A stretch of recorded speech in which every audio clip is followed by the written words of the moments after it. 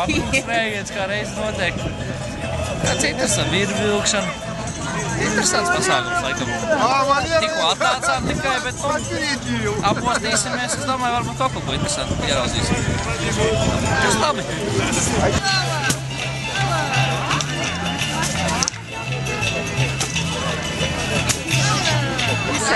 Trīs bērniņu atvedu. Trīs bērniņus. Es esmu krievu mama, bet bērni iznāca latvieši. Iepazīstam krievu kultūru, ļoti interesanti. Atnācāmies faktokas. Un cīnīties, jā, ar viņām. Pirmo reizi piedalāmies. Kādas tradīcijas ziniet Masļinicē? Nu, ka pankūkas jāēd, ka tas enerģiju dod, visus sākam uzlādēties jaunajam gadam, jā, vasarai un saules enerģijai. Tur kaut ko jādeg kādu? Jā, kam ir jādeg? Ko viņi nezina?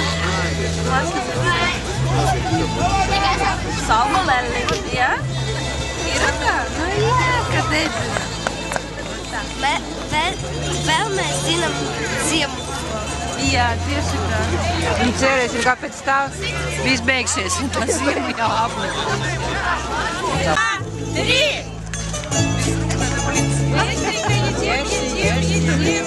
Aiziet! Aiziet!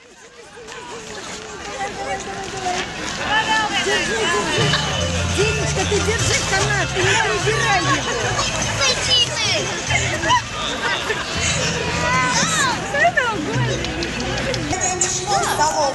И перетягивание каната, и бегущие бои, и можно помериться силами.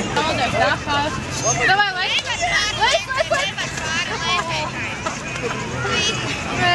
Так?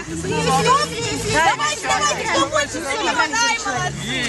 Так, быстрее, соберет. Быстро. Двумя руками, молодцы. Молодец, Kā Masļinica ir krievu svētki, un tajos, tā nozīmē kā ziemas beigas un pavasara sākums. Un kā ēda šajos svētkos ēda pankūkas un spēlēja dažas aktivitātes.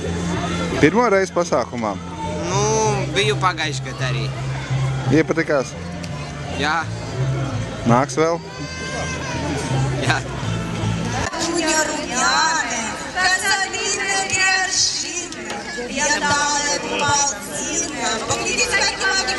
Labi. Давно блинов не ели, мы блиночку захотели. Ой, блины, ой, блиночки мои. Ой, блины, ой, блиночки мои. Рассварили на дрожжах, не удержишь на вожжах.